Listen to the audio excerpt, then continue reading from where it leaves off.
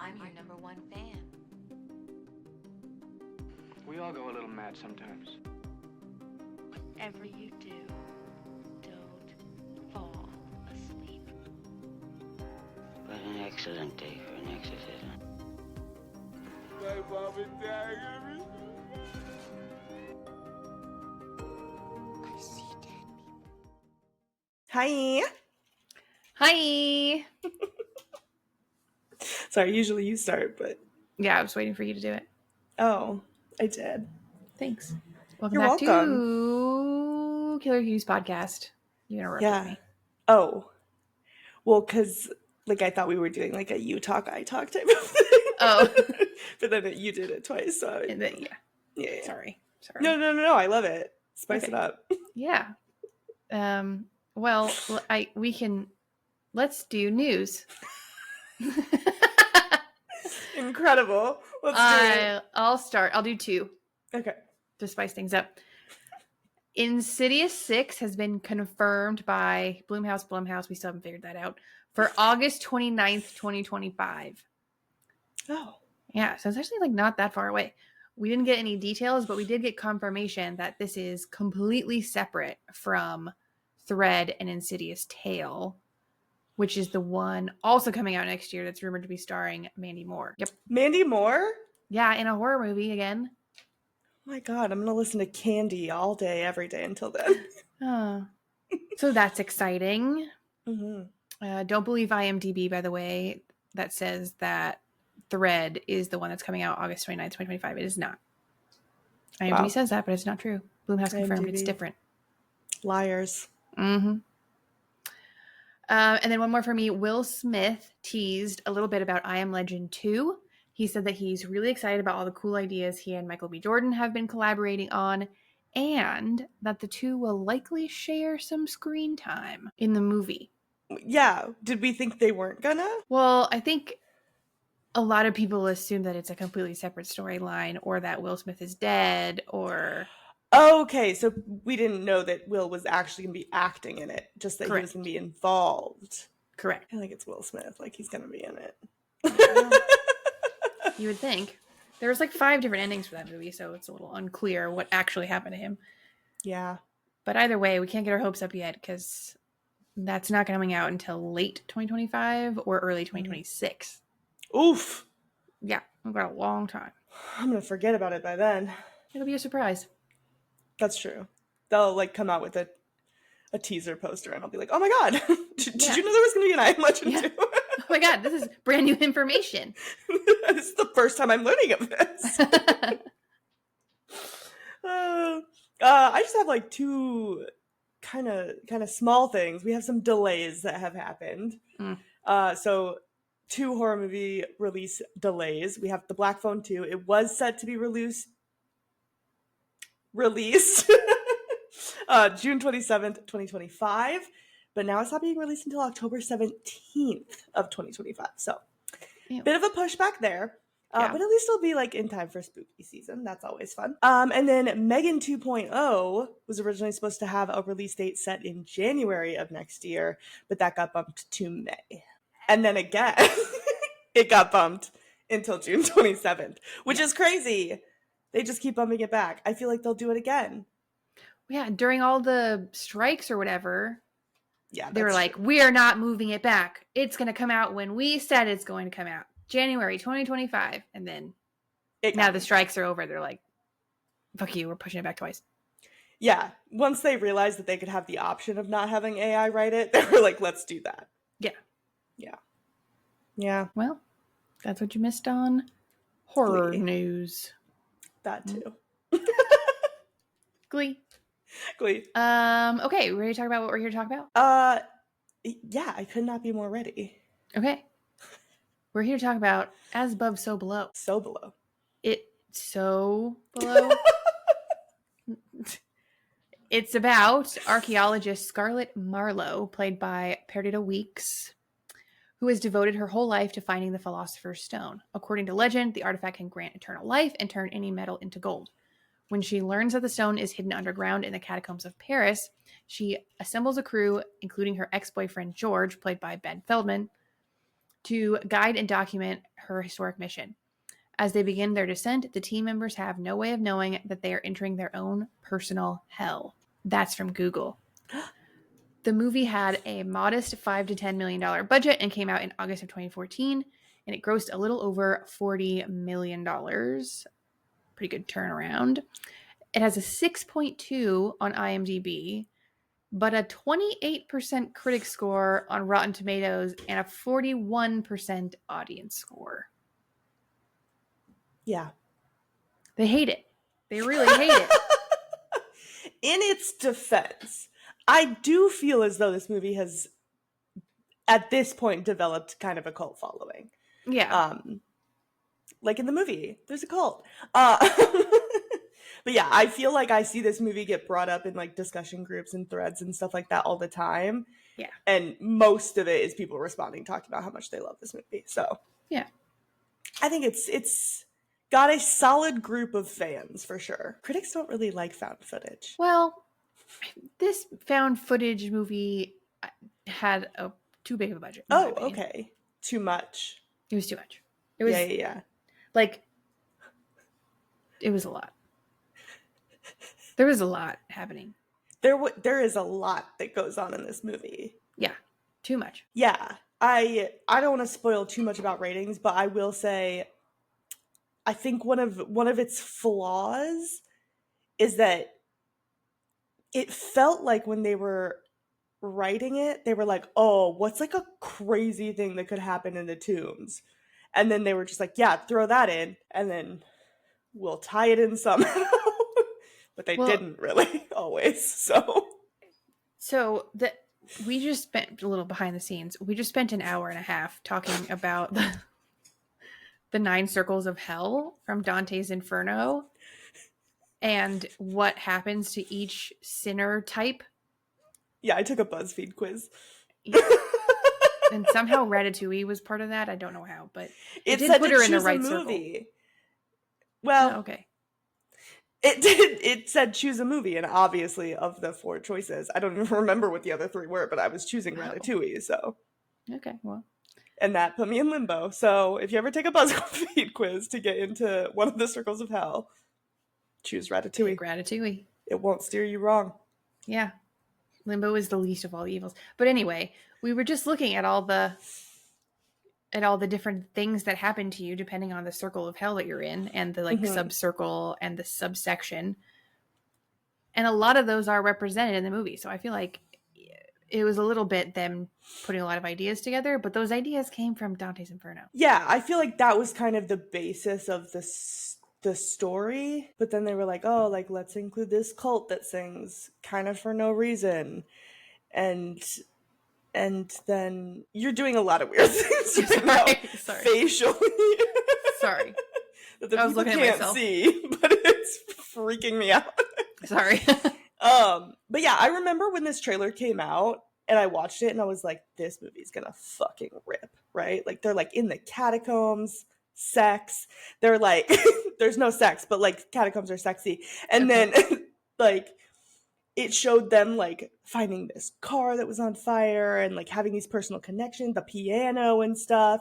And like from the trailer, I was like, oh, this is going to be crazy. They're going to go in and like their past is going to haunt them. And like it did, but like not in a way that I wanted to see.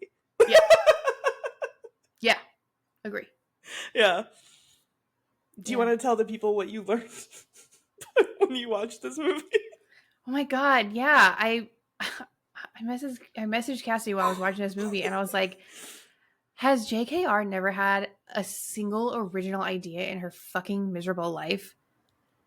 And she's like, what on earth could you possibly mean? Cassie's like, what on earth could you possibly mean? And I'm like, Nicholas Flamel? The Philosopher's Stone? Did you think that she stole that from Inferno, or did you think she stole that from this movie that came out like 10 years after? No, I don't, well, I don't know. Yeah, I don't know either. I had to tell Katie that Nicholas Flamel was a human man that existed. So what I thought was that she made him up. Because that's a dumbass name, and she's real good at writing those. Well, he's a person, so... Well, sorry. His name is Nicholas. Like, I don't know what's so crazy about that. Flamel? That sounds like something you like cough up when you're sick. People are named that. Oh, sorry. People are named a lot of things that they probably shouldn't be. Mm. But anyway, It's not wrong. I was just surprised to learn that is not a character from the Harry Potter universe and also a mythological artifact that was written specifically for the Harry Potter universe. Yeah, no, that was lore that already existed. Yeah, that checks out. She has not had an original idea ever in her life. Cue that scene from A Cinderella Story. She's like, you're not very pretty and you're not very smart. Yeah, that sums it up. Said by Jennifer Coolidge to J.K. Rowling. Oh, look at that. We did Little the same thing synchronized. at the same Oh, time. Yeah. Cute. Harmonizing. That's friendship, bitch. Yeah.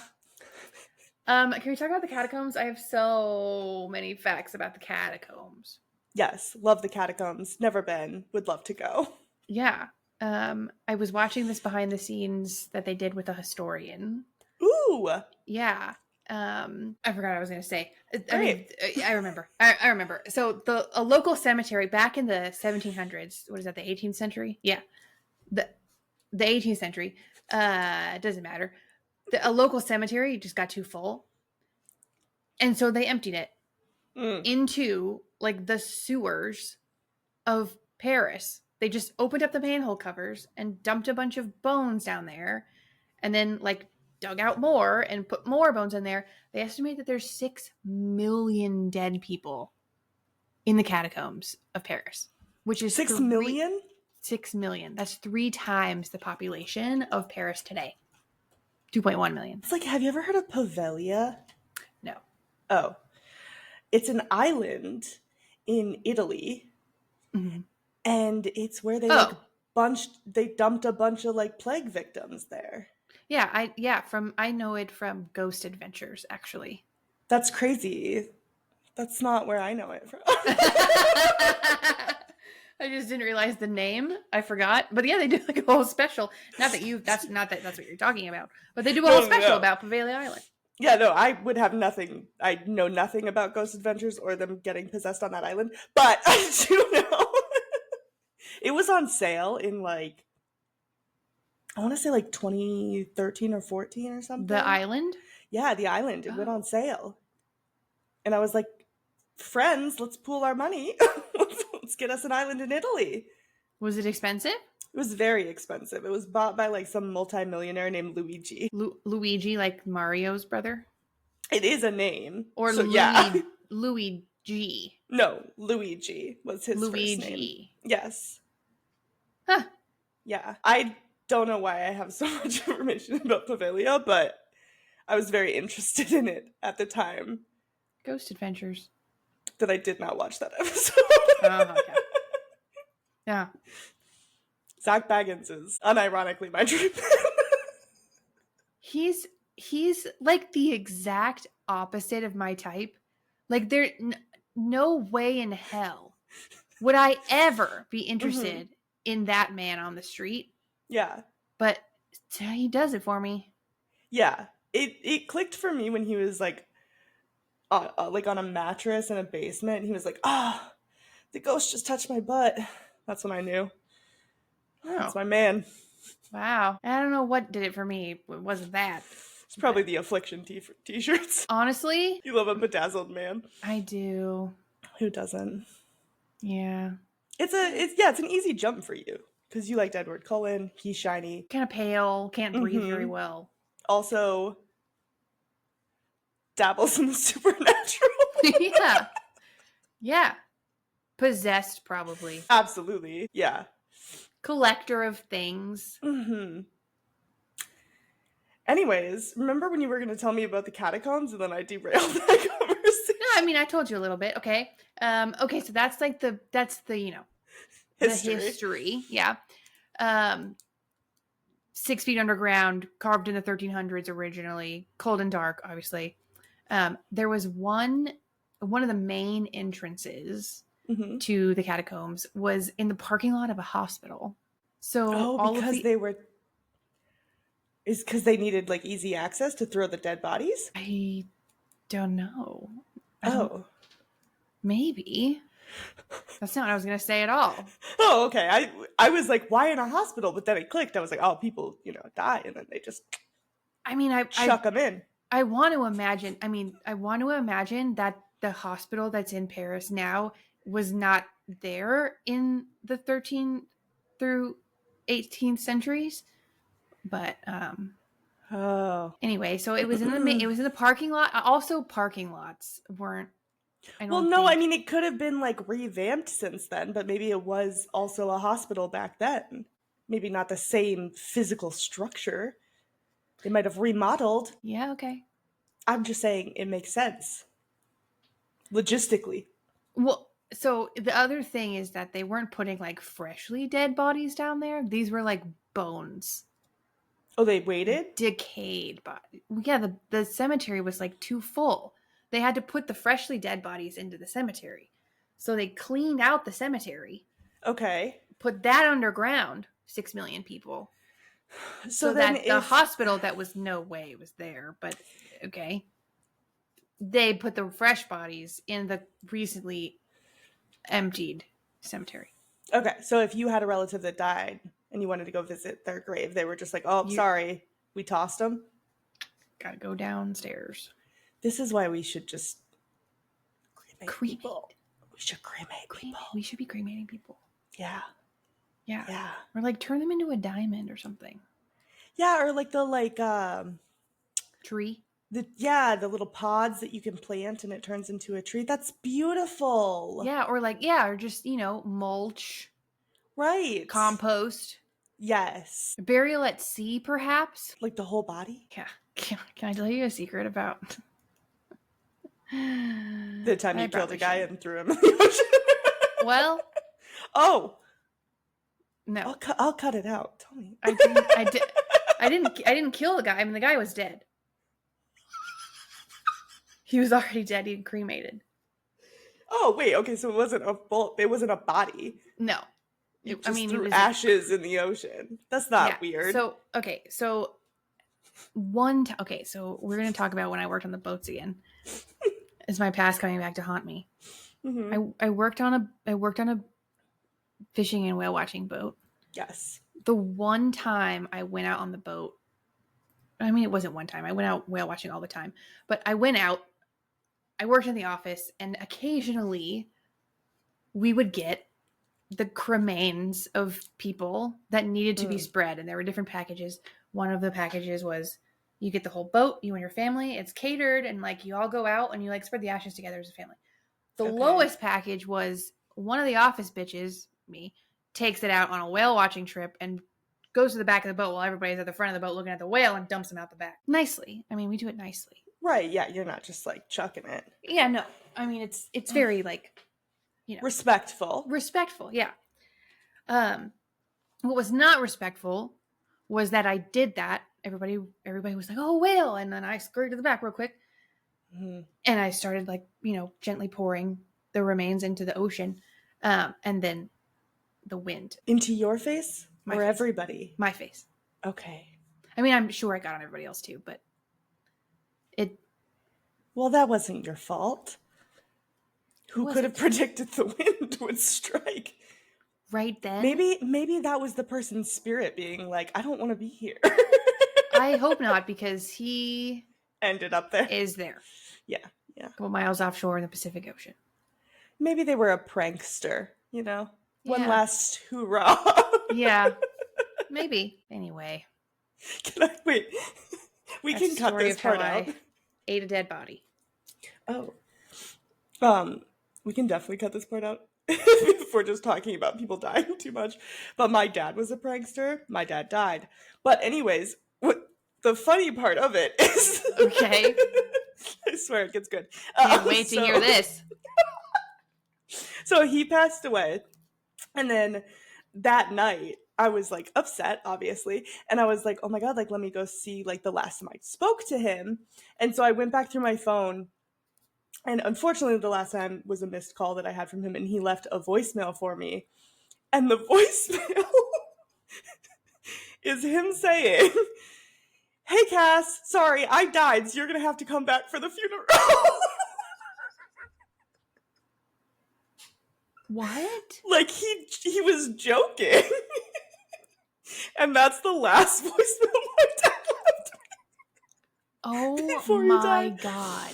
And I think it's so funny because like he would do that on purpose, for sure. He didn't, obviously, but like he would have loved that. Oh my god. I still have the voicemail. Holy shit. Well, I really wanna do committed to the bit. I know, yeah. Dick. There was like a TikTok trend that's like, oh, what's like trauma that you have that's funny? But it has to be funny. And I wanted to stitch it so bad and just play the actual voice. Yeah. Because it is funny. Anyways. Well, pranksters, you know? seriously. Do you want to know, just switching gears back to the movie, do you want to know my favorite catacomb fact? Yeah. You probably do know it, but this was the first production that secured permission from the French government to actually film in the catacombs. So some of the shots are actually just of the catacombs, and I think they even like moved the piano down there to film that scene. And the car. Craziness! A whole car! A vehicle! Mm-hmm. Yeah. That's crazy. No, they filmed a majority of it down there. They didn't build any sets or anything. They were in the catacombs. In that same like behind the scenes little kind of short documentary I was watching, the director was describing how, you know, how like when you're using the cameras they were using, there's a screen that you can watch while you're filming, obviously. Yeah. The rooms were so thin and the ceilings were so low that they'd be looking at the camera and they'd put their arms kind of like above their foreheads so that when inevitably they were going to bonk their heads, their arms would take the brunt of the collision. So their arms were always bruised. Oof. Yeah. Ouchie. Yeah. Well, and that's, what's his name? Ben Feldman, who played George. He like actually had claustrophobia. So he would have to like take breaks so that he could cope with it. That would be, if you actually had that phobia, trying to film that in the actual catacombs would be crazy. Props to him for doing it. Yeah, seriously. Also, I didn't even think about it until I saw him in this movie, but he's in Cloverfield. We just, not on the podcast, watched that. In the beginning, like the very early beginning? Yeah. At the party? He's the guy that the like main girl brings to make the main guy jealous. Oh yeah. Yeah, I know him from Superstore. Oh. Which, watching interviews of him, he's very like his Superstore character is him in real life. Oh, I've never seen Superstore. It's cute. Yeah? That's good. Maybe I'll watch it. You should. Maybe I will. I watched Star Wars, didn't I? You did. That was a miracle. Someone literally had to buy you to do that. But I was bribed. Yeah. Monetarily. Yeah. And it worked. If that's all it takes, I mean, I've got your Venmo. I'll start sending money. I just start getting like $5. Hey, watch this show. Yeah. Like, God damn it. The first one I'm going to send you is the musical episode of Grey's Anatomy. Just the one? Yeah. $5. Can we just circle back to, I never finished my hospital fact. God, yeah. Yeah, okay. So while they were filming, thank you. While they were filming, one of the main entrances to the catacombs was in the parking lot of a hospital. Right. Which was awkward because they would be above ground, getting bloody, getting moulage, getting injured.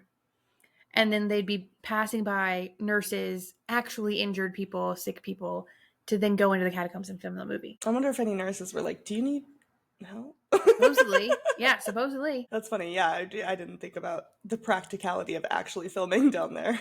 Yeah, right? I mean, you're not doing all the hair and makeup and stuff down there. No. They did do some interviews down there, which was cool and fun. Oh, yeah, I like that. Yeah. I wonder if they had to, like when they were able to film, did they have to, like, schedule around tours that were down there? Well, a lot of where they were filming was where the public is not allowed. Oh, I'm surprised that they let them film there. Yeah. Interesting. Yeah, Okay. the majority of where they were filming was no public. Oh. Mm-hmm. Surprised Yeah. they didn't catch, like, a party or something. Right? I mean, they got the cultists. Oh. In the movie. I meant, like, in real life filming. Oh. Yeah. They never really just, like, explained the cultists at all, did they? Yeah. And then I was kind of confused because it was the lead cultist that they saw at the bar Mm-hmm. who killed Benji? Why? Old stuff. But I don't know. That doesn't make sense to me, but I'll allow it. Yeah. Is this movie making a whole lot of sense to you? As a No, whole? but at least it was like they were all dying because of this like tie-in to the circles of hell, right? Like repent your sins, otherwise you die based on your sin, right? And then Yeah, that's fair. Benji's just like a cult lady kills him. And some people were trying to say like, oh, the cult was there to haunt Benji, but then like why would he not, like, yeah, he did take notice to the cult, but it wasn't like him seeing his childhood piano or a car that he, saw someone die in or something. Like, Yeah. it wasn't a recognizable enough haunting Maybe for he me had to like think it like meant something. maybe he had like religious trauma or something.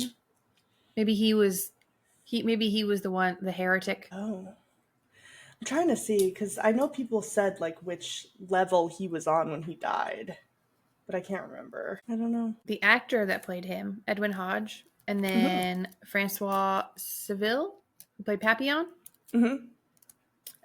were supposedly the biggest pranksters on the cast.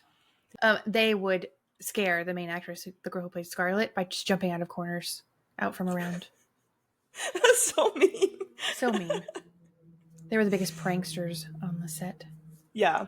Edwin Hodge, he was in the Purge movies. He's like one of the only people who's been in multiple of them. Oh, interesting. Yeah, he plays, because you've seen the first one, right? I've seen all of them.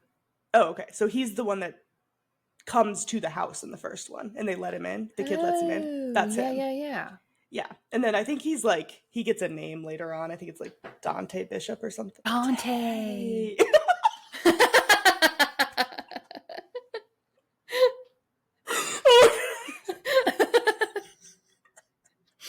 Oh, shit. That was so stupid. Yeah, that was good. But yeah, I feel like I know him mainly from those movies. So. Well, in this. But. Yeah, I think, like, generally speaking, for a found footage movie, I get taken out of it if I recognize the actors. The only one that I recognized was Ben Feldman, right? Yeah, Ben Feldman, the one who plays George from Superstore. Yeah, I feel like the immersion's a lot better in found footage if you aren't really super familiar with the people in it. Totally. Which is why, like, they do, it's why Blair Witch was such a huge hit, was because nobody had seen these people, and then that's why, Paranormal Activity did the same kind of marketing technique of this is true, you've never seen these people, so it's true. Yeah. And that's maybe, like, the OG that did that was a movie called Cannibal Holocaust. Yep. I've probably heard of it. Heard of that one. Yeah, but that one they, like, had to go to court. Because they were like, you killed these people. Yeah. So, yeah. It's effective. Hire more nobodies for found footage. Totally. There's a lot of talented nobodies out there. Yeah. Not all of us can have rich parents. Northwest. I'm sorry. I'm not even going to hate on her. She's a child. But, like... Her dad. Her mom, her dad, and the casting director... Jail. That was atrocious. Straight to jail. Yeah, North didn't do anything wrong. No, she's a child. Like, that. It's not her fault that her parents bought her a role. Like, yeah. Back to this movie. Mm-hmm. The tunnel scene where it like collapses on Edwin Hodges' character, Mm-hmm. it's like literally exactly the scene from The Descent. Yeah. Like, Kind of I identical. want to, yeah, I almost want to watch them side by side because it's literally like they start to panic. The other person's like, "You need to calm down, breathe. I'm gonna get you through." Like it's the same thing, and then it collapses, which is exactly what happens in The Descent. Yeah. Yeah. Yikes. Well, They used a probably. I'm thinking back to the documentary piece.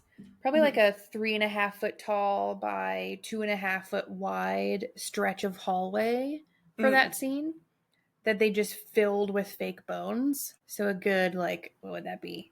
6 cubic feet? No, because it's long. yeah.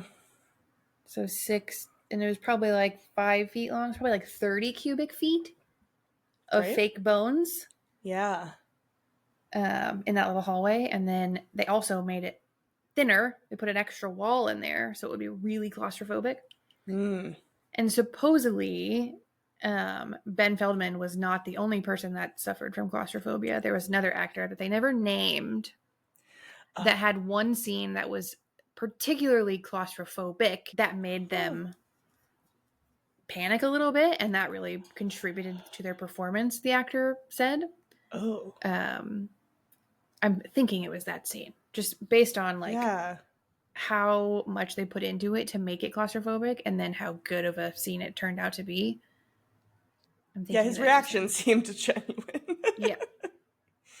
It's interesting they wouldn't name them, like it's like a government secret. I know, right? Isn't that strange? We can't tell you. Yeah. We panicked on set. But we will tell you it was the most claustrophobic scene in the movie. Which, yeah, that definitely was. That was it. Most. So yeah, I feel like it had to be like him or her. If she was actually there with him filming it, then maybe one of the two. Yeah. I don't consider myself like super claustrophobic, but I don't think I'd like that. If it was an acting experience, like that'd be fine, because obviously like you know that there's people there who can like get you out. So I don't think that would bother me.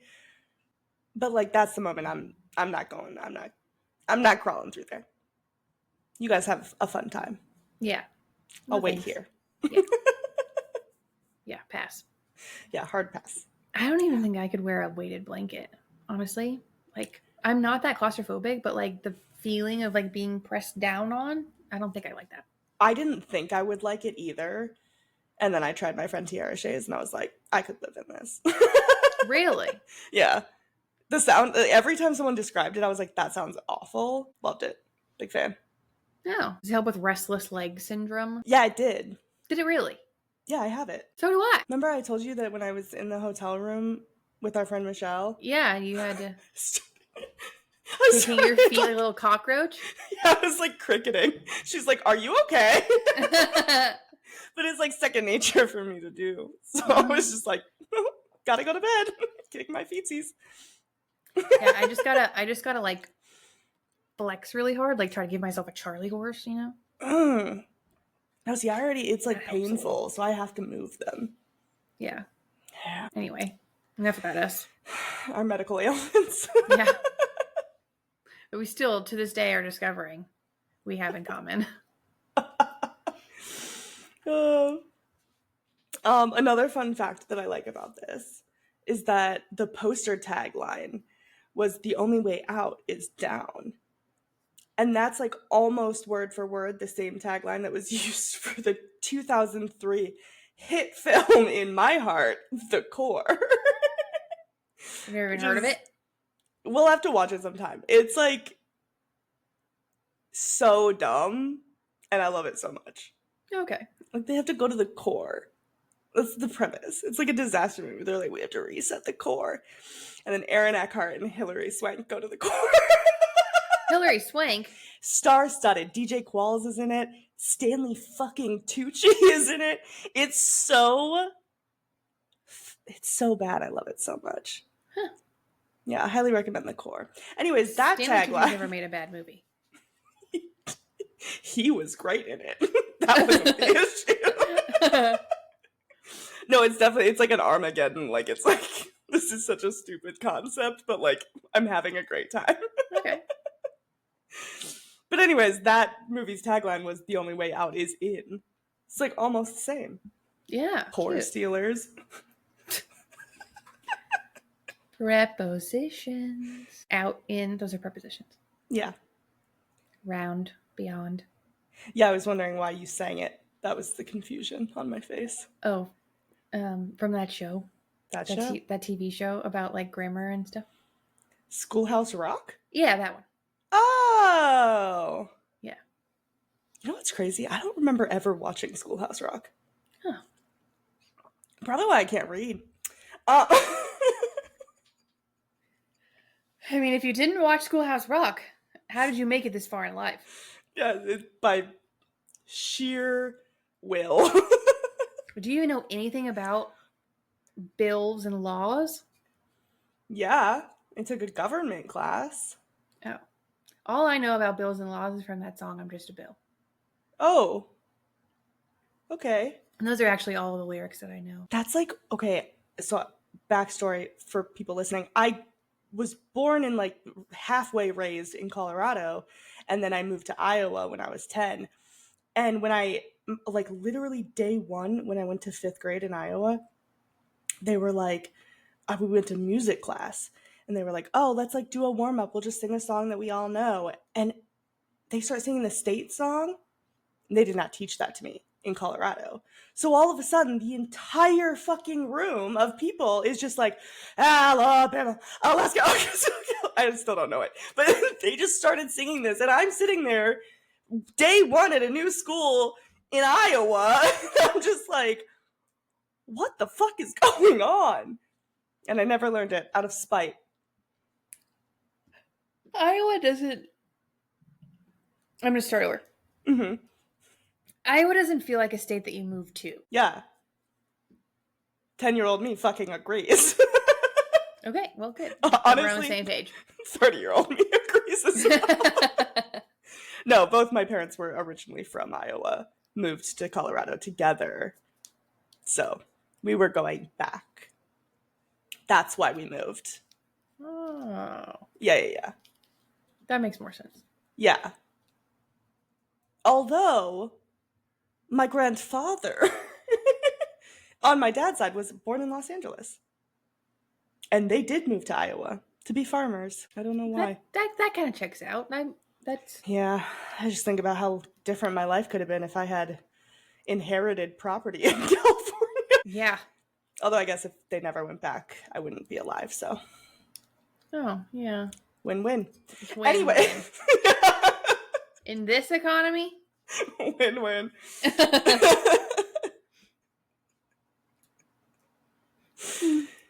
Anyways, now that I'm done telling my entire lineage's life story, what other fun facts do you have? That was kind of all that I have. Oh, that's a fine answer. You don't have to okay. say it like I'm gonna strike you. Oh,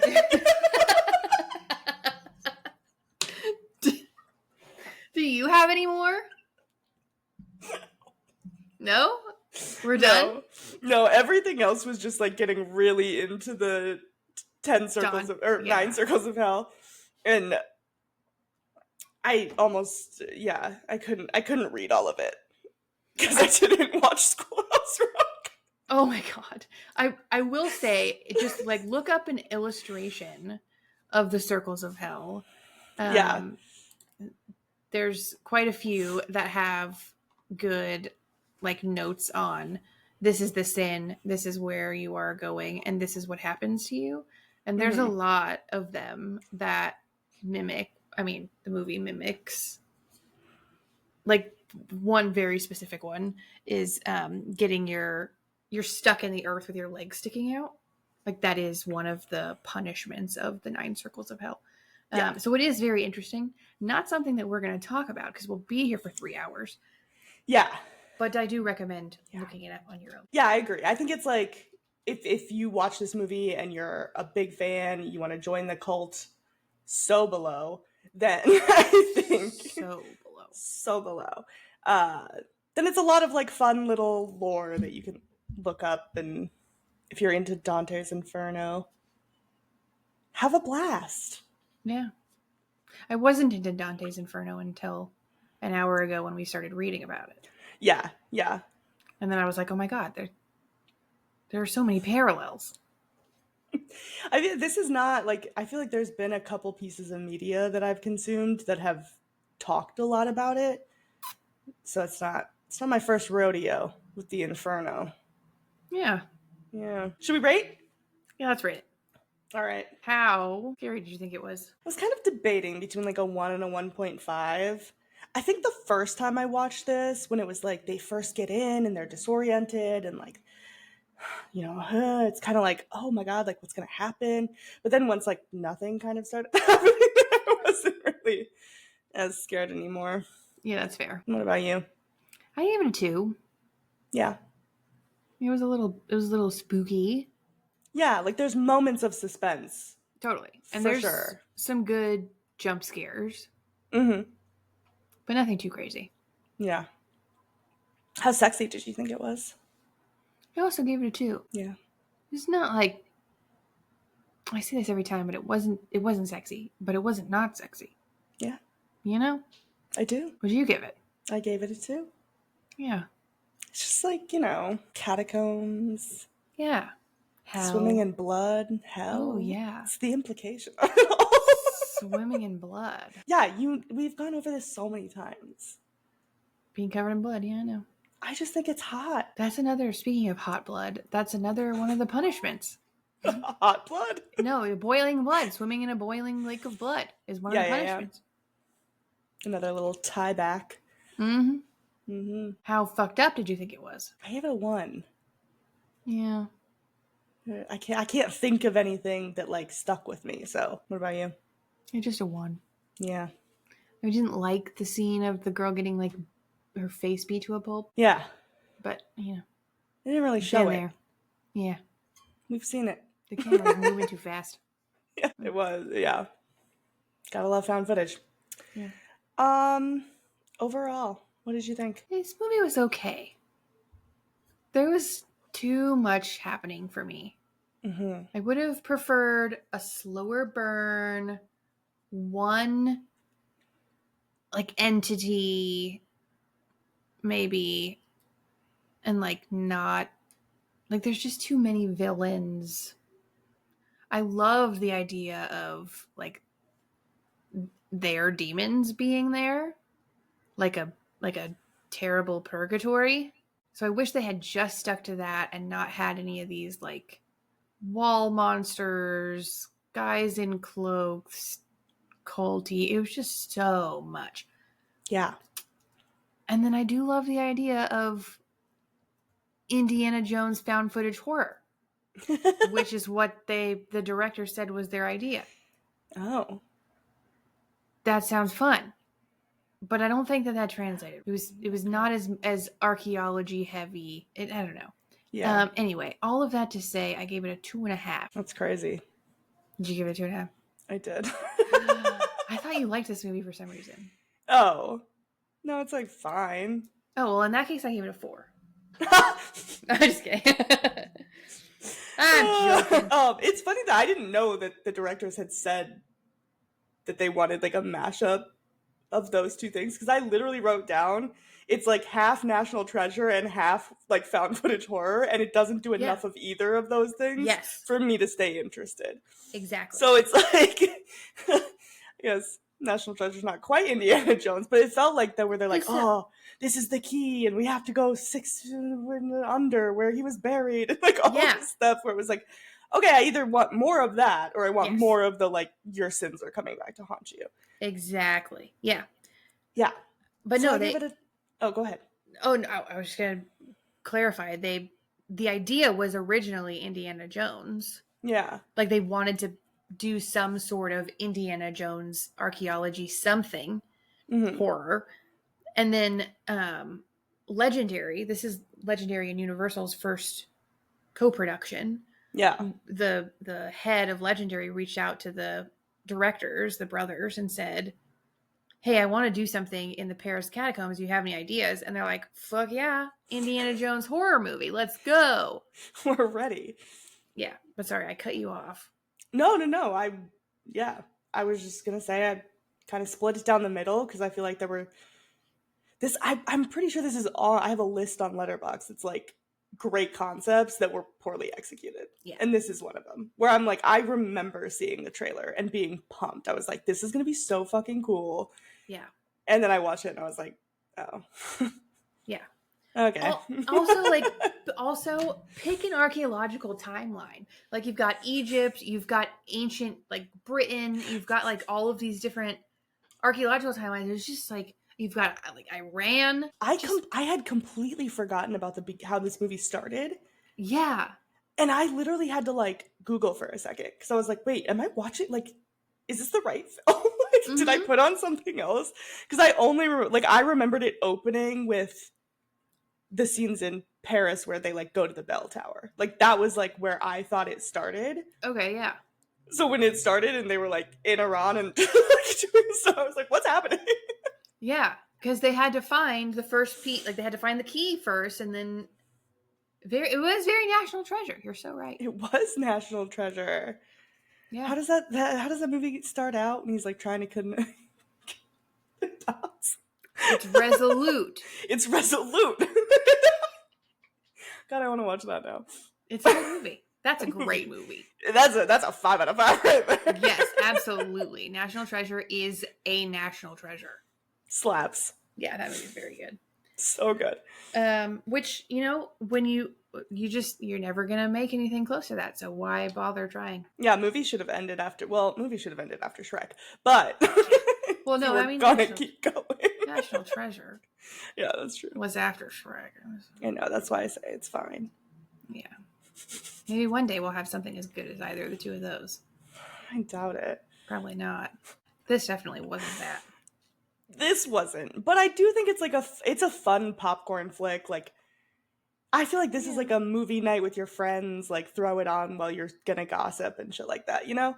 Yeah. You don't have to like pay that much attention because even if you do, you're not really gonna understand You're what's not gonna- happening. So yeah. it doesn't There's matter. too much happening.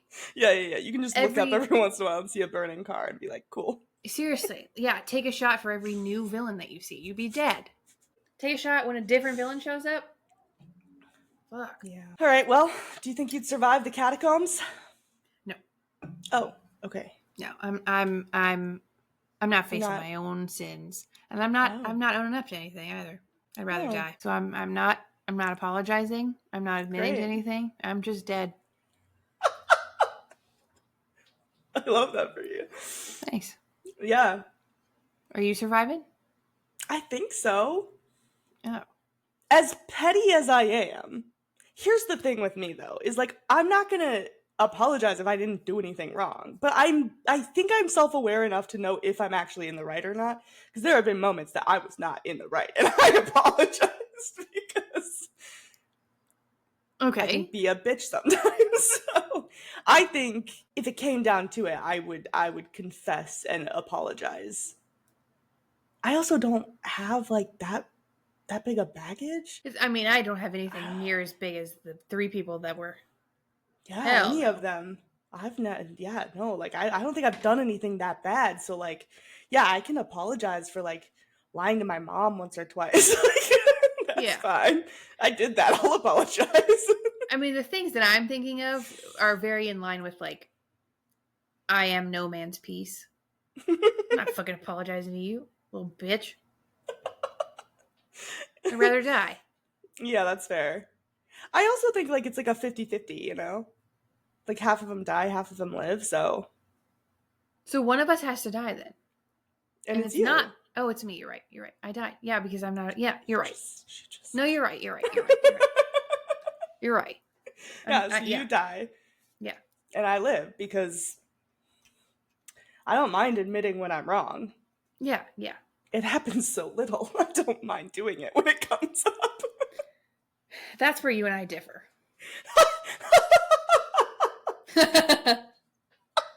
I would rather die than admit that I was wrong. Yeah. I'm stubborn, but I'm not that stubborn. Yeah. But I respect it. Let me start there. Thanks. Whenever someone can be pettier than me, I respect the hell out of you because it's a high bar. Yeah. I mean, it's not for like the everyday little things.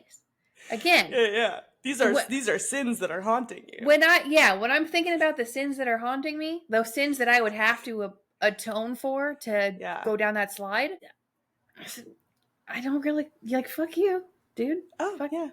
You know? Yeah. I'm not apologizing. Yeah. Great. Perfect. Yeah. Well, I already know I don't have to guess next week. Yes. Do you want to tell everybody why? Yeah, I do. Okay. Next week is our 75th episode. Let's go. The end of season 3, which I'm the only person who knows or cares about what our seasons are, but it is officially the end of season 3. Every time you say, like, oh, it's a new season, I'm like, what? Yeah, she doesn't know. I'm here and I don't know. I just decide when the seasons are and aren't. And it's the end of season 3. And we have a really special guest to celebrate with us. You want to tell him who? Yeah. We're going to have Lex, who is our friend. She did the Chasing Childhood podcast with another one of our friends, Steph, who we had on our 50th anniversary episode. Mm-hmm. So yeah, she's going to come on and talk about it. She's like kind of new to horror too, which is really exciting. So yeah. Tell them what we're going to be watching, Katie. Okay. So Lex couldn't decide what movie, so she made us watch all of the Screams. She chose everything. She chose all of the Screams, everything, all the movies. So yeah, we watched all of them, and we're gonna rank them all. It's gonna be amazing.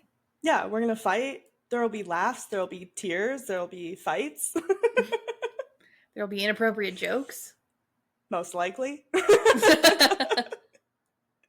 But yeah, no, very excited. Thank you to everybody who's been listening for as long as you've been listening, honestly. If you're new or if you've been here all 75 episodes, we really appreciate the support and the love. And here's to 75 and 75 more. Hell yeah, brother. Thanks, Hulk.